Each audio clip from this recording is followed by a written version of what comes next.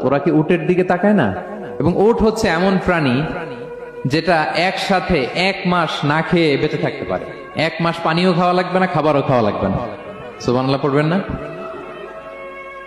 এট এ টাইমে একটা উট, প্রাপ্তবয়স্ক একটা উট একসাথে 200 লিটার পানি খেয়ে ফেলতে পারে। এবং উটের পেটের ভিতরে একটা স্পেশাল ওয়াটার চেম্বার আছে, ওই চেম্বারে রেখে দেয়, খেয়ে ওইটারে পাঠায় দেয় না ওদের কিডনিতে। 200 লিটার পানি একবারে খেয়ে স্পেশাল চেম্বারে রেখে দেয়, যখন লাগবে ওইখান থেকে নিয়ে নিয়ে বেঁচে থাকে।